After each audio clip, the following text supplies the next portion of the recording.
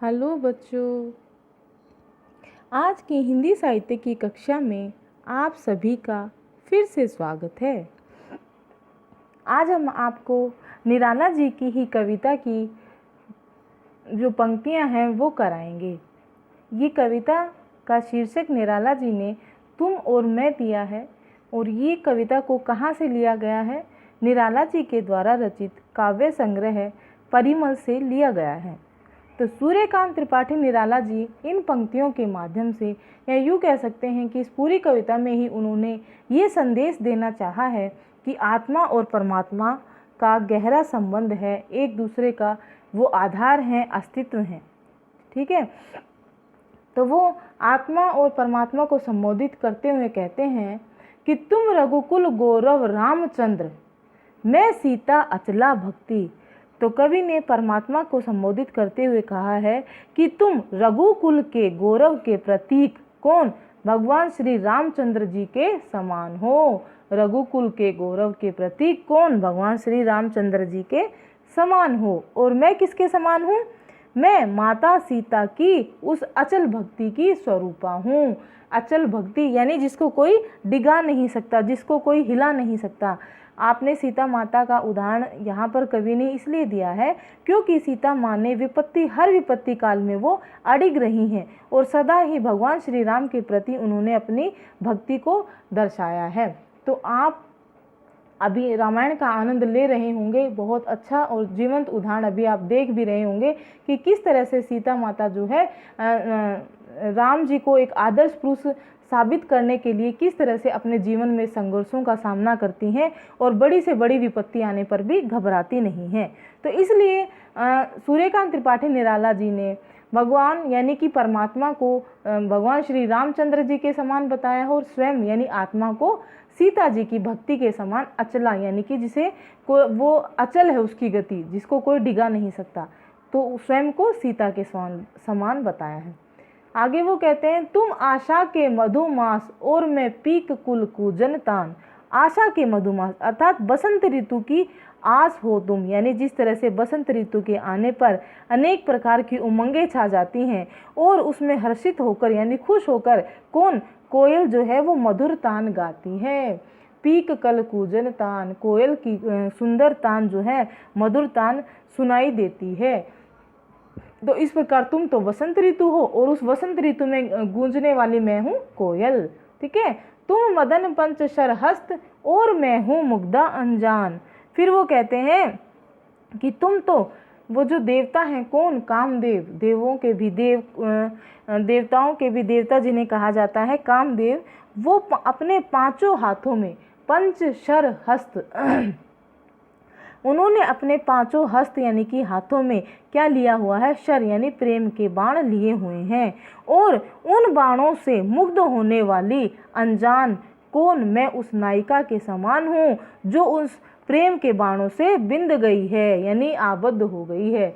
तो तुम तो कामदेव के समान हो जिसने अपने पांचों हाथों में प्रेम के बाण जो है वो प्रेम रूपी बाण धारण कर रखे हैं और मैं उन बाणों से मुग्ध होने वाले अनजान अर्थात मैं वो आत्मा हूँ।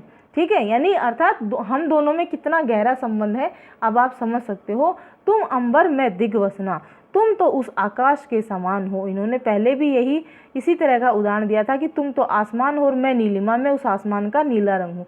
अब वो दोबारा से कहते हैं कि फिर से कहते हैं कि तुम तो आसमान हो। आसमान से अर्थ यहाँ पर मतलब होगा कि तुम्हारी जो सत्ता है वो असीम है, यानी आसमान का कोई हमें और छोर का नहीं पता। उसी तरह से तुम भी असीम हो, तुम्हारा भी आर पार कोई नहीं पा सकता, तुम्हारा आदि और अंत कोई नहीं जान सकता। लेकिन और मैं क्या हूँ? उन दिशाओं दिग्वसना, मैं दिशाओं का वस्त्र हूँ यानी दिशाओं रूपी वस्त्र, यानी उस आसमान को, उस आकाश का अस्तित्व जो है दिशाओं के माध्यम से जो है हम मतलब अंदाजा लगा सकते हैं। तो वो जो उन दिशाओं रूपी स्वयं को उन्होंने उन दिशाओं रूपी वस्त्र के समान माना है। जिस तरह से वस्त्र जो है शरीर का नाप बताते हैं, वस्त्रों को पहनकर पता चलता है, उसी तरह से मैं उन दिशाओं रूपी वस्त्र के समान हूँ जो आसमान की असीमता की दिशाएं बताता है, उसका एक जो है संभावना बताता है कि आसमान में ये दिशा यहाँ से यहाँ तक, ये पूर्व दिशा यहाँ से यहाँ तक, पूर्व पश्चिम उत्तर दक्षिण, इस प्रकार से। ठीक है, तो कहने का अंत में भाव हर बार यही निकलेगा कि सूर्यकांत त्रिपाठी निराला जी ने परमात्मा और आत्मा में एक दूसरे में असीम संबंध बताया है, एक दूसरे का तादात्म्य भाव जो है स्थापित किया है। ठीक है, फिर आगे की पंक्तियां देखेंगे। तुम चित्रकार घन पटल श्याम, मैं तड़ित तूलिका रचना। चित्रकार यानी चित्र बनाने वाले, किस पर? घन पटल श्याम। हे परमात्मा, तुम तो सृष्टि को की मतलब चित्र के द्वारा रचना करने वाले हो, तुमने तो सृष्टि की रचना की है, अतः तुम चित्रकार हो। ठीक है, और आत्मा क्या है? आत्मा तुम्हारे द्वारा चित्रित की गई ही एक कला है, तुम्हारी ही कला है। फिर आगे कहते हैं, घन पटल श्याम, तुम काले घने बादल के समान चित्रकार हो, और मैं उन काले बादलों में बनाई गई क्या? तड़ित तूलिका रचना। तूलिका से द्वारा, तूलिका यानी कि चित्र बनाने का एक जो साधन होता है, जैसे हम तो पेन पेंसिल बोलते हैं अब तो लिखने के लिए, लेकिन उन्होंने निराला जी ने कहा है कि उस घने बादल में, घने गहरे बादल में तुमने जो चित्रकारी की है वो किससे की है? तूलिका के द्वारा। तो उस तूलिका से तड़ित तूलिका रचना, उस तूलिका से तुमने जो बिजली बनाई है, उस बिजली के समान मैं तुम्हारी वो रचना हूँ। तुम चित्रकार हो और मैं तुम्हारी रचना हूँ, चित्रित की गई तुम्हारी रचना हूँ। तुम रण तांडव उन्माद नृत्य में मुखर मधुर नुपुर ध्वनि। अब कहते हैं कि तुमने तो सभी आत्माओं की रचना की है, इसलिए तुम तो युद्ध में उन्मादित होने वाले तांडव नृत्य के समान हो। यानी युद्ध के समय जो है अत्यंत क्रोध की स्थिति रहती है, हर समय मतलब एक आतंक का माहौल बना होता है, तो तुम उस युद्ध में जो है किसी युद्ध में तांडव नृत्य करने वाले नृत्य के समान हो। और मैं क्या हूँ? नृत्य करते समय जो नुपुर की ध्वनि होती है, जो घुंघरुओं की आवाज़ निकलती है, मैं वो मुखर और मधुर आवाज़ हूँ, सुंदर आवाज़ हूँ। समझ गए? उस नृत्य में पहनी गई जो नुपुर है, जो घुंघरू है, उनसे निकलने वाली ध्वनि हूँ। फिर वो कहते हैं कि तुम नाद वेद ओंकार सार, मैं कवि श्रृंगार शिरोमणि। कि तुम वेदों के स्वर ओम का सार रूप हो और मैं कवि की श्रृंगारिक काव्य रचना हूँ। कवि श्रृंगार शिरोमणि, शिरोमणि से अर्थ यहाँ होगा श्रेष्ठ, यानी कि श्रेष्ठ कवि की श्रृंगारिक रचना हूँ मैं, यानी कौन? आत्मा। और तुम क्या हो? परमात्मा।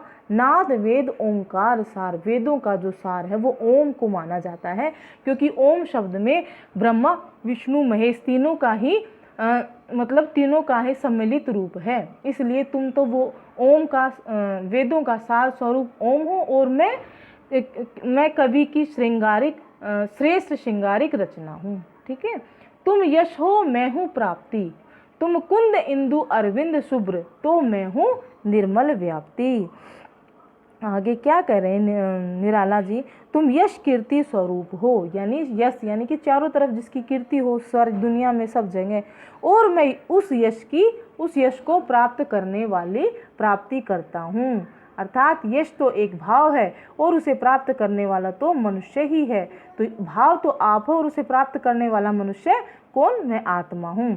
तुम पवित्र, अब आगे बताती है, कुंद इंदु अरविंद शुभ्र। क्या बता रहे हैं कि कुंद यानी कि जूही के फूल के समान तुम इंदु अरविंद शुभ्र और कमल के समान हो। ठीक है, जूही के समान कोमल फूल हो, चंद्र हो और कमल के समान हो, और मैं क्या हूँ? इन सबको अपने भीतर व्याप्त करने वाली हूँ। मैं हूँ निर्मल व्याप्ति।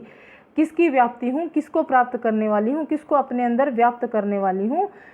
कुंद इंदु अरविंद शुभ्र। ठीक है, जूही के फूल को, कुंद इंदु चंद्रमा को, अरविंद कमल के फूल के समान, जो तुम शुभ्र हो, तुम पवित्र हो, श्वेत हो, और तुम्हारी इन सब की जो व्याप्ति, निर्मल रूप से इनको सबको अपने भीतर समाने वाली मैं आत्मा हूँ।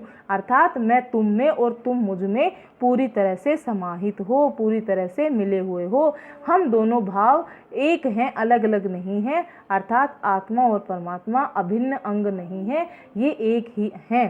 ठीक है, तो इस कविता से हमें यही संदेश मिलता है कि निराला जी यही कहना चाहते हैं कि आत्मा और परमात्मा एक है, इनमें कोई अंतर नहीं है। आत्मा परमात्मा का ही अंश है, इसलिए वो परमात्मा में ही लीन हो जाना चाहती है।